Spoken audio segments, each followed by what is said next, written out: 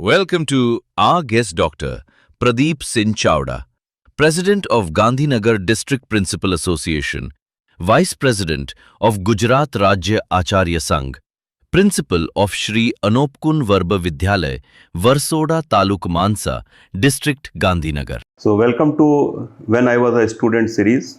It is a podcast series for talk with the dignitaries with the mission that Hero to Hope. So welcome sir आज के show में।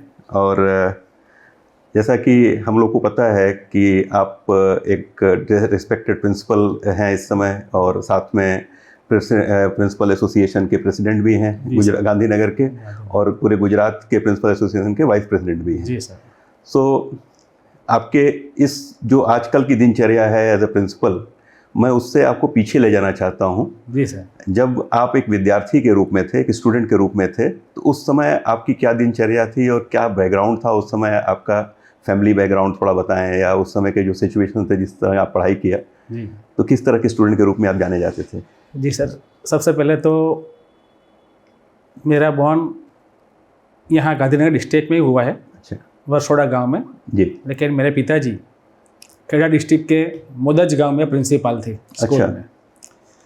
तो मेरी 9th तक की पढ़ाई गांव में हुई है, मोदज गांव में। वो ग्रांटेड स्कूल में ही हुई है जी। मेरे साथ मैं सबसे छोटा हूँ, मेरे एल्डर सिस्टर और ब्रदर दोनों हैं, हम 3 भाई बहन हैं। और मोदज में ही 9th तक की पढ़ाई मेरी वहीं हुई। 10 के बाद में मैं अहमदाबाद शिफ्ट हुआ और मैं अहमदाबाद में बाकी की पढ़ाई हुई मेरी। तो एक स्टूडेंट के रूप में आपका क्या एक्सपीरियंस था उस गांव के स्कूल में? फिर जब बाहर आए वहाँ से तो क्या जर्नी थी अब? जी सर, मोदज गांव पिछड़ा हुआ गांव था। गांव तो बड़ा था लेकिन स्कूल भी रेप्यूटेड स्कूल था, डिस्ट्रिक्ट में उसकी नाम ना हुई थी। तो वहाँ उस वक्त ना तो ट्यूशन या कोचिंग कुछ भी नहीं था, इसलिए स्कूल का टाइम था 10:45 to 5। ठीक है, तो सुबह में उठना, पढ़ाई करना, स्कूल जाना, शाम को आना, खेलना, बस ऐसा ही रहता था, ज़्यादा ऐसा कुछ नहीं है। तो स्कूल का एनवायरनमेंट के बारे में आप उस समय के और आज के स्कूल के एनवायरनमेंट में कोई कंपैरेटिव डिफरेंस आपको दिखता है, या जो ऐसा जो उस समय की आपको मेमोरीज हों? जी सर। जिसको आप याद करना चाहें। उस वक्त के स्कूल टाइम की बात ही अलग थी, क्योंकि इतना मॉडर्न नहीं था, सब डिजिटल टेक्नोलॉजी नहीं थी, कुछ भी नहीं था। तो पढ़ाई के अलावा मनोरंजन के लिए वो कुछ नहीं था। ज़्यादा से ज़्यादा फ्रेंड्स के साथ बाहर खेल लिया करते थे, उससे ज़्यादा कुछ नहीं था। जबकि अब तो डिजिटल इतना युग फास्ट हो गया है, तो हर बच्चे खेल की जगह आप देखो तो मोबाइल में लगे रहते हैं, टेक्नोलॉजी के साथ लगे रहते हैं। तो कैसा लगता है आपको? अच्छा लगता है वो, या पुराना ज़माना ज़्यादा? नहीं, पुराना ज़माना अच्छा लगता है, वो टाइम बेस्ट था, कोई टेंशन नहीं था पढ़ाई के अलावा। और सब मुझे याद है 9th तक तो कोचिंग कुछ नहीं थी। तो और पिताजी प्रिंसिपल थे गांव में, और जब मैं 7th स्टैंडर्ड में था 84 में, तब सिस्टर टीचर बन चुकी थी। अच्छा। 18 साल की एज में। अच्छा। हाँ जी। और 12th ख़त्म होने तक बड़े भैया भी टीचर बन गए थे। तो घर का पूरा एनवायरनमेंट ही एजुकेशन के साथ जुड़ा हुआ है। पापा, बड़े भैया, बड़ी बहन सभी उसी फील्ड में थे। तो ऐसा कह सकते हैं कि आप बॉर्न टीचर ही आपके इमेज में मन में भी आ चुका था कि आप भी टीचर ही बनेंगे? जी, बस क्योंकि एक फैमिली ऐसी थी जहाँ से सारे के सारे लोग टीचर ही निकल रहे थे। जी सर। तो आपका करियर, मुझे लगता है कि डिसीजन पहले ही हो चुका था कि आपको टीचर बनना है। जी सर, पिताजी प्रिंसिपल था तो खुद है ना, दोनों भाई बहन को बनाया, तो मुझे भी यही कहते रहते आपको टीचर ही बनना है। तो एक टीचर के रूप में क्या इंस्पिरेशन है आपके मन में कि जब आप टीचर बनने जा रहे थे तो क्या मन में लेके चल रहे थे कि मैं बच्चों के बीच में कौन सी चीज़ें करने वाला हूँ, क्या चेंजेस लाऊंगा, या कौन सी चीज़ ऐसी है जो आप इम्प्लीमेंट करना चाहते थे as a teacher among the students?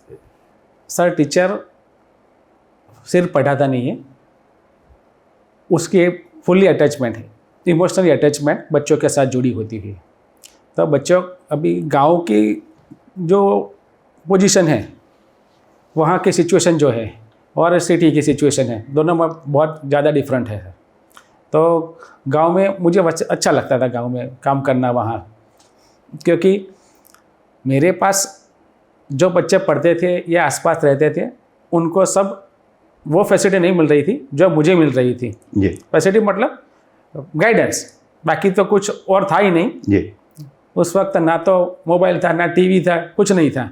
सिर्फ मनोरंजन के लिए मैक्सिमम एक रेडियो था, बाकी कुछ नहीं था।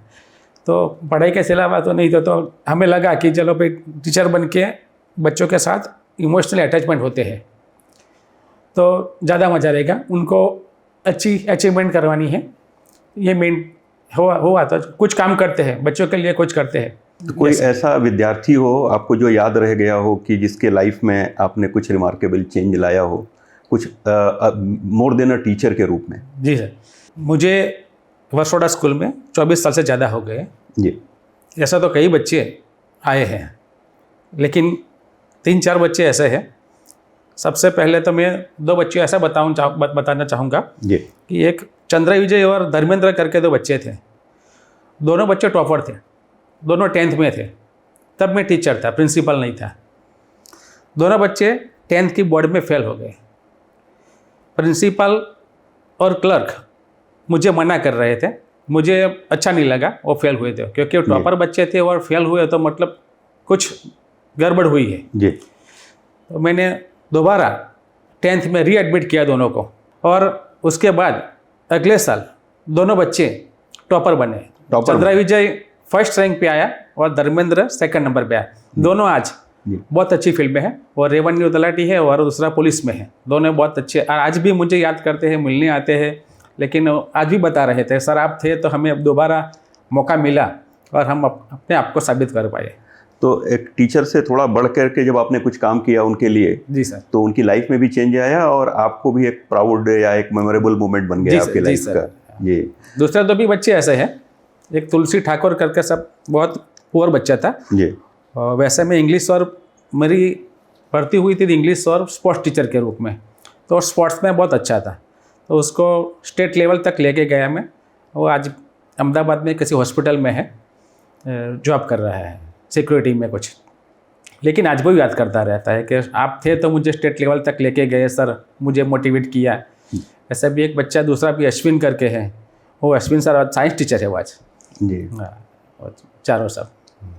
अच्छा, आपका मुझे पता चला कि आपने जो पीएचडी किया है जी सर, वो ऑक्यूपेशनल मेंटल हेल्थ से रिलेटेड पे काम किया है, कि जो टीचर्स या जो एजुकेशन में लोग हैं जी, उनके ऑक्यूपेशन के साथ उनको जो मेंटल हेल्थ की इश्यूज हो रही हैं या मेंटल स्टेट कैसा है उनका, उस पर आपकी पीएचडी किया है ना? जी सर। तो कैसा एक्सपीरियंस रहा? आपने टीचर से इंटरेक्शन किया होगा सब तो क्या प्रॉब्लम्स नज़र आई आपके? प्रॉब्लम सब बहुत नज़र आई, जी क्योंकि अभी मैंने सिर्फ ग्रांटेड स्कूल के प्रिंसिपल और टीचर जी, उनके बारे में किया, एनालिसिस किया है। तो पोजीशन प्रिंसिपल की तो सब सैंडविच जैसी है, अच्छा। स्टाफ और ट्रस्टीज और गवर्नमेंट उसके बीच में। जी सेम पोजीशन टीचर्स की है, प्रिंसिपल पेरेंट्स उनके बीच में है। जी। और उनको जॉब के बारे में तो ज़्यादा दिक्कत नहीं आई, लेकिन मतलब मेंटल हेल्थ उसके बारे में ज़्यादा दिक्कत है। तो क्या प्रॉब्लम है एग्जैक्टली, अगर 1, 2, 3 पॉइंट में अगर आप बता पाएँ कि जो चेंज करने लायक हो या जिसको रियल में एड्रेस करना जरूरी है? जो गवर्नमेंट की पॉलिसी के सेटिस्फाइड नहीं है वो बच्चे टीचर्स। जी हाँ, क्योंकि लिमिटेड, जैसे कि अभी की बात मैं आपको बताऊं, अभी मोर देन 50% स्कूल में 50% स्टाफ कम है। जी ना तो टीचर है, ना क्लर्क है, ना प्यून है। और गवर्नमेंट की बहुत सारी ऐसे काम है जो टीचर्स को करने पड़ते हैं, जैसे सेंसस, जी, काउंटिंग और बीएलओ का काम कर, इलेक्शन, ये सभी। और गवर्नमेंट का हर रोज़ एक नया जीआर इश्यू होता है, तो उसके बारे में पढ़ाने का इतना वक्त नहीं मिलता है टीचर को। तो उनको प्रेशर जो है वो नॉन टीचिंग वर्क का ज़्यादा प्रेशर है। हाँ, टीचिंग के अलावा जो काम करना पड़ता है वो प्रेशर थोड़ा ज़्यादा है। और अगर मैं पूछूं कि उनका इंटरेक्शन जो स्टूडेंट से है और जो पेरेंट्स का एक्सपेक्टेशन है उन टीचर से, उसका भी कुछ प्रेशर ऐसा है जो वो मीट नहीं कर पा रहे हैं? जी सर, हम समझते हैं कि टीचर्स को सिर्फ पढ़ाना नहीं है, अटैचमेंट भी होना है, इमोशनल अटैचमेंट होना है, जी मोटिवेट करना है बच्चों को। लेकिन कम वक्त मिलने की वजह से उसको उसका सिलेबस ख़त्म करना है, तो वो सीधा जाके बच्चों के साथ इंटरेक्ट नहीं करेगा, वो अपना काम स्टार्ट कर देगा, सिलेबस ख़त्म करने के बारे में ही सोचेगा, जल्दी से जल्दी वो सिलेबस ख़त्म कर पाए। मेन दिक्कत यही है सर। तो इन टीचर्स को जो आपका पीएचडी का आउटकम था, जी सर। ठीक है, तो रिपोर्ट आपने सबमिट भी किया होगा, जी सर। और एज अ प्रिंसिपल आपके पास एक अपॉर्चुनिटी भी मिलती है कि वो अपने स्कूल में भी आप इम्प्लीमेंट करें अपने टीचर्स के साथ। जी सर। तो वो कैसे मतलब बिफोर पीएचडी और आफ्टर पीएचडी जो आपके पास रिजल्ट आया, उसमें आपके अंदर कोई चेंज आया? आपने अपने टीचर से जो डील करना शुरू किया उसमें कोई चेंज जी आया? जी सर, मेरा स्टाफ जो है मेरे पास, मुझे तो 17 लोगों का स्टाफ है मेरा, 6 to 12 है मेरा, जी। ग्रांटेड एड स्कूल है मेरा। जी तो टीचर के साथ बात करने से उनके बिहेवियर में भी बहुत चेंज आया, उसके काम करने में भी बहुत चेंज आया। सही बताऊँ तो प्रेसिडेंट होने के बाद मैं स्कूल रेगुलर नहीं जा पा रहा हूँ, वक्त कम मिलता है, फिर भी मेरी एब्सेंस में भी मेरे टीचर बहुत अच्छा काम कर रहे हैं और 10th और 12th दोनों में 100% रिजल्ट ले पा रहे हैं। जी जी सर। तो एक टीचर के रूप में सर, टीचर के अंदर जो मैं सोचूं अगर कि कुछ क्वालिटीज़ को अगर हम देखना चाहें तो क्या देखना चाहिए? और एक्चुअली में जो टीचर्स हैं अभी जो स्कूलों में, प्राइवेट स्कूल, गवर्नमेंट स्कूल या कोचिंग में पढ़ा रहे हैं, उनमें कौन सी मेजर क्वालिटी है जो मिसिंग हो रही है इस समय, जो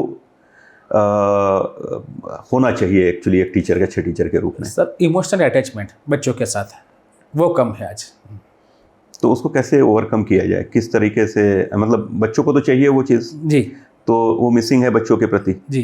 तो उसे कैसे ओवरकम किया जा सकता है? कोई तरीका आपके मन में आता हो, एज अ पेरेंट आता हो, सर, या एज अ टीचर को पूरा वक्त मिलना चाहिए बच्चों के साथ अटैच होने के लिए, पूरा वक्त मिलना चाहिए स्कूल में। तो आजकल बहुत सारे कोचिंग और स्कूलों में आवरली टीचर्स हो गए हैं, हाँ ठीक है। जी सर।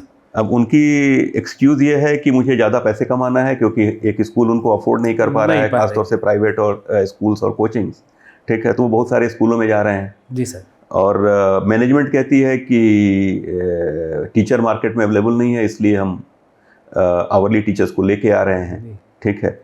तो इससे क्या टीचिंग डिटोरिएट हो रही है और बच्चों को जो मिलना चाहिए, जो उनका हक है, वो कुछ कम हो रहा है, कॉम्प्रोमाइज़ हो रहा है वहाँ पे? 100% सर, क्योंकि अवली टीचर उसको इतना सीरियसली नहीं लेगा, क्योंकि परमानेंट नहीं है वो, ठीक है। उसको 1 घंटे के लिए आना है, बच्चों को पढ़ाना है और फिर वापस चले जाना है, तो इमोशनली अटैच होगा ही नहीं बच्चों के साथ। तो ना तो बच्चों को मजा आएगा, ना टीचर को। टीचर को 5 से ज़्यादा जगह जाएगा वो, तो उसको पैसा मिलेंगे, इसलिए उतना 100% सिक्योर नहीं है और सेफ भी नहीं है और ठीक भी नहीं है मेरे ख्याल से। जी। तो एक पेरेंट को क्या करना चाहिए? हम लोग ऐसा समझ रहे थे कि जैसे हम लोग के समय जब हमें टीचर मिलते थे, या कोई ऐसा व्यक्ति जो टीचर शायद न भी हो, वो हमारी मेंटरिंग करता था, जी, ठीक है। मुझे एक रास्ता दिखाते थे वो, जहाँ मैं अटक रहा हूँ, जहाँ हम थक रहे हैं, वहाँ पे मुझे एक हाथ पकड़ करके वो, या एक मेंटल कॉन्फिडेंस देते थे कि move ahead, I am there with you, ठीक है। तो वो एक मेंटरशिप जो आज के टीचर शायद नहीं कर पा रहे हैं, एज यू सेड, के समय उनको कम मिल रहा है, whether it is because of job compulsion और it is because of organisational policy, ठीक है। तो मेंटरशिप का रोल क्या टीचर से बड़ा हो रहा है, या ज़रूरत है उसकी? जी सर। बच्चों को other than the teacher mentor की ज़रूरत पड़ रही है, लगता है आपको? मेरे ख्याल से टीचर ही मेंटर बनना चाहिए, तो वो ज़्यादा अच्छी तरह से काम कर पाएगा, क्योंकि बच्चों को हमें पूछना पड़ता है, अगर पूछेंगे नहीं तो फिर अपने आप को बाहर एक्सपोज नहीं कर पाएगा वो। जी जी। तो मेंटरशिप में क्या क्वालिटी आप देखना चाहते हैं? एज अ पेरेंट बता दीजिए मुझे, और एक अनुभवी टीचर और एडमिनिस्ट्रेटर के रूप में भी। जी सर, पेरेंट चाहते हैं कि उनका सभी पेरेंट यही चाहते हैं कि उसका बच्चा टॉप करे, कोई भी फील्ड हो, ठीक है। तो स्कूल में या कोचिंग में या कहीं भी जगह उसका जो मेंटर है वो ऐसा हो कि उसे पूछे उनको क्या प्रॉब्लम फेस करनी पड़ती है, क्या प्रॉब्लम है, वो क्या हेल्प कर पा रहा है, और खुल के स्टूडेंट अपने मेंटर को बता सके तो ज़्यादा।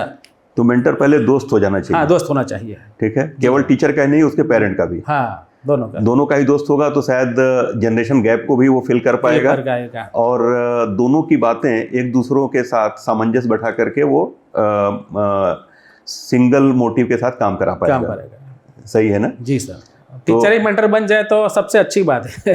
टीचर ही मेंटर बन जाए तो सबसे अच्छी बात है। और जहाँ पे टीचर मेंटरशिप मिस कर रहा है, अगर उनको मेंटरशिप की कुछ टूल्स और ट्रेनिंग मिल जाए तो शायद और अच्छा हो जाए उनके साथ, क्योंकि कई बार बहुत सारे टीचर्स को लगता है कि उनका जॉब लिमिटेड हो गया है। लेकिन as a experience person like you, अगर उनको हम देखें तो उनको शायद ये बताना चाहिए कि वो मेंटरशिप की वैल्यू क्या है, राइट? सही बात। अच्छा, एक साइकोमेट्रिक एनालिसिस, जैसे आपने उनका मेंटल हेल्थ देखा, अपने टीचर्स का देखा और प्रिंसिपल्स का देखा, तो अगर उनकी साइकोमेट्रिक एनालिसिस कराई जाए, क्या ये ज़रूरत लगता है कि अगर हम टीचर्स की, प्रिंसिपल्स की, जो अथॉरिटी जो बच्चों से इंटरेक्ट कर रहे हैं, उनकी साइकोमेट्रिक एनालिसिस करा के उनका EQ लेवल, उनका जो थॉट प्रोसेस है या उनकी लीडरशिप क्वालिटी को अगर एक एनालिसिस किया जाए और बेस्ड ऑन दैट ट्रेनिंग दिया जाए, तो वो ज़्यादा फ्रूटफुल हो जाएगा? उनका जो काम करने का तरीका है या बच्चों के लिए ज़्यादा लाभप्रद हो जाएगा वो? Sure sir. साइकोमेट्रिक टेस्ट मेरे ख्याल से 5th के बाद या 6, 7, 8 या 9, 10 जब भी उसका लिया जाए बच्चों का, तो हम एनालिसिस कर सकते हैं कि वो किस फील्ड के योग्य है, हमको प्रॉपर गाइड कर सकेंगे। तो मेरे ख्याल से तो बहुत ज़रूरी है। तो उसके एनालिसिस करके हम टीचर्स और स्टूडेंट दोनों को टेस्ट होना चाहिए। तो आज के जो बच्चे हैं हमारे, उनको आप क्या मैसेज देना चाहेंगे अपनी उस मेमोरीज़ को याद करते हुए जब आप पढ़ते थे? आपका एक टाइम टेबल रहा होगा, ठीक है ना जी? आज के बच्चों का टाइम टेबल को कैसे सुधारना चाहेंगे, या क्या उनको मैसेज देना चाहेंगे कि किस तरह से पढ़ाई करें और क्या सोच लेके पढ़ें? जितना बच्चों को मौके ज़्यादा मिले हैं, उतना वो सक्सेस नहीं हो पा रहे हैं मेरे ख्याल से। क्योंकि पहले आप सोच लो, पहले इतने अपॉर्चुनिटी नहीं थी, फिर भी बच्चे अच्छे से टॉपर थे। जैसे मेरे ख्याल से आपने भी गवर्नमेंट स्कूल में से ही पढ़े होंगे मेरे ख्याल से। मैं भी पढ़ा हूँ। प्राइवेट तो अभी स्टार्ट हुआ है जी सर। तो उसके बारे में होना चाहिए। तो बच्चों के लिए हम लोग कहते हैं कि जब हम लोग पढ़ाई करते थे तो वहाँ स्ट्रगल हमारी कुछ अलग थी। आज जो बच्चे पढ़ाई कर रहे हैं उनको ऐसा लगता है कि शायद उनकी स्ट्रगल हमसे ज़्यादा है। तो इसमें आपका क्या व्यू है कि इनकी सच में स्ट्रगल ज़्यादा है या डिस्ट्रैक्शन ज़्यादा हो रहा है? मेरे ख्याल से डिस्ट्रैक्शन ज़्यादा है, क्योंकि पेरेंट्स की एक्सपेक्टेशन ज़्यादा है। वो बच्चे को नहीं समझ पा रहे। बच्चे एग्ज़ाम दे के आया तो पेरेंट्स ये नहीं पूछेंगे कि आप कैसा फील कर रहे हो, ये पूछेंगे कि 100 मार्क्स में से आपने कितने मार्क्स अटैम्प्ट किया है, क्या छूट गया है, क्या रह गया है, वो पूछेंगे। सबके वो पूछना चाहिए कि भाई आप कैसा फील कर रहे हो, बेटर फील, एग्ज़ाम के बाद रिलैक्स हो, उसके बारे में पूछना चाहिए सब। तो और कंपैरिजन नहीं करनी चाहिए। पेरेंट्स अपने बच्चे के दूसरे बच्चे के साथ कंपैरिजन कर पा रहे हैं। मैंने पिछले साल ही सर 12th साइंस का रिजल्ट निकला गुजरात बोर्ड का, तो मेरा दोस्त था, उनका लड़का था और उसके ऊपर के फ्लैट में ये एक लड़की पढ़ती, दोनों साथ में पढ़ते थे। मैं बैठा था वहाँ, बच्चे के नंबर 81% थे और बच्ची के 82% थे। तो पेरेंट्स 1% ज़्यादा ना हो जाए, जैसे उसको अप्रिशिएट करने की बजाय वो लड़कियों के तुझसे भी आगे निकल गई, तुझे 1% ज़्यादा मिला है, वो पूछेंगे। वो सेटिस्फाइड नहीं होंगे कि 81% उसके आए हैं। तो वो कंपेयर कर रहे हैं। हाँ, कंपेयर कर रहे हैं। कंपेरिजन नहीं होना चाहिए। कंपेरिजन नहीं होना चाहिए। लेकिन पेरेंट करे क्या अगर उनको फील हो रहा है कि उनका बच्चा पीछे रह जा रहा है और उसको करियर में अच्छी चीज़ें नहीं मिलेंगी? तो उसको करना क्या चाहिए? उसको अपना टीचर कैसे चूज़ करे, अपना संस्था कैसे चूज़ करे या बच्चों से वो किस तरह की बातें करे जिससे कि बच्चों के अंदर करियर के प्रति अपनी झुकाव भी आए और उसके पढ़ने में या उसकी जो करियर का जो फोकस है उसमें फोकस और ज़्यादा बने, तो क्या करना चाहिए? पेरेंट्स आप एक पेरेंट रहे हैं और जी, एक टीचर भी रहे हैं, जी सर, बहुत सारे बच्चों से मिल रहे हैं, जी सर, बहुत सारे पेरेंट्स से as a principal as a teacher मिल रहे हैं और खुद भी पेरेंट हैं, जी सर। तो उसमें आप क्या बताना चाहेंगे? पेरेंट्स को सबसे पहले तो अपने बच्चे को समझना चाहिए, उसके साथ इमोशनल अटैचमेंट होना चाहिए, उससे बात करनी चाहिए। आजकल क्या हो रहा है कि पेरेंट्स जॉब, अब पहले सिंगल पेरेंट्स जॉब करते थे, अब मदर फादर दोनों पेरेंट्स जॉब कर रहे, दोनों जॉब कर रहे हैं, ठीक है। तो बच्चे को उतना वक्त नहीं दे पा रहे हैं वो, इसकी वजह से बच्चा अकेला फील कर रहा है, लोनली फील कर रहा है वो, ठीक है। तो बच्चे को एक पेरेंट्स भी समझना चाहिए, टीचर्स भी समझना चाहिए, उसके फ्रेंड भी ऐसे होने चाहिए, और मेरे ख्याल से आपके जैसे इंस्टीट्यूट है वहाँ से उसको मोटिवेट होना चाहिए सर। आपका काम रियल में बहुत ही अच्छा है, बहुत अच्छा मोटिवेट कर रहे हैं आप जी। तो आपके जैसे इंस्टीट्यूट से उनको प्रॉपर ये साइकोमेट्रिक टेस्ट दे के आगे कुछ करना चाहिए सर।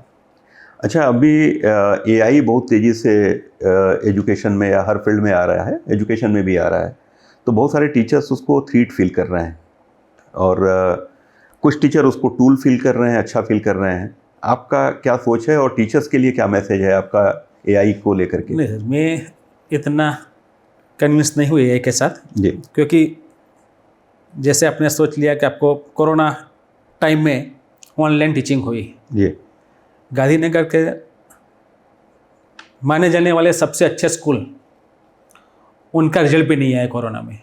ऑनलाइन क्लास चल रहे थे तो बच्चे पढ़ने की वजह कुछ और ही कर रहे थे, ठीक है, तो उतना परफॉर्मेंस नहीं मिला। तो जितना कोचिंग टीचिंग डायरेक्ट मिले वही सबसे ज़्यादा अच्छा है। तो आप अपने समय की, मुझे जस्ट एक ऐसी चीज़ है कि आज जो बच्चा कर रहा है, बच्चा रिएक्टिव हो रहा है, पेरेंट के साथ भी रिएक्ट करता है, क्लास में भी काफ़ी रिएक्टिव हो रहा है, अपने दोस्तों के बीच में भी। आपको अपना कोई इस समय का इंसिडेंट याद है जब आप एक टीचर को अपना रिएक्शन दिखाए हों और उसके टीचर का कुछ अलग रिएक्शन आया हो? उस समय का क्या तरीका था और आज के तरीके में कोई डिफरेंस नज़र आता है? नहीं सर, एक्चुअली जब तक मेरी बात करूँ मैं 12th तक, मुझे आज भी एक भी एक्सपीरियंस ऐसा नहीं हुआ कि टीचर ने मुझ पे गुस्सा किया या मैंने टीचर के सामने कुछ बोल दिया, क्योंकि पापा प्रिंसिपल होने वजह से थोड़ा स्ट्रिक्ट थे घर में। आपके अलावा बाकी जो फ्रेंड्स थे आपके, और जो फ्रेंड भी फैमिलियर ही थे सब। बाकी जो फ्रेंड्स थे उन्होंने कोई ऐसा रिएक्शन दिया हो? नहीं, ऐसा मुझे नहीं लगा। और आज के बच्चों में है, ऐसा दिखता है? हाँ, दिखता है सर। तो उसको आप लोग कैसे हैंडल करते हैं एज अ टीचर? उसके साथ बैठना पड़ता है सर, बुला के बात करनी पड़ती है। मैं पिछले साल की बात करूं, मेरे स्कूल में 11th स्टैंडर्ड का एक बच्चा था, 10th में उसके 70+ स्कोर था, लेकिन 11th में आने के बाद एकदम चेंज हो गया वो। हर रोज एक भी दिन होमवर्क नहीं करता था, वो बाहर ही बैठा रहता था क्लास के, टीचर भी बाहर निकाल देते थे उनको। जी। फिर 1 महीने तक ऐसा चला, फिर पेरेंट को बुलाया, टीचर को बुलवाया, सबको मैंने बुलवाया, बात की, तो बच्चा पेरेंट्स के साथ बात ही नहीं कर रहा था। टीचर हर रोज देती थी नोट लिख के, लेकिन न तो वो अपने पेरेंट्स के साइन करवाता था और ना तो कुछ कर पा रहा था।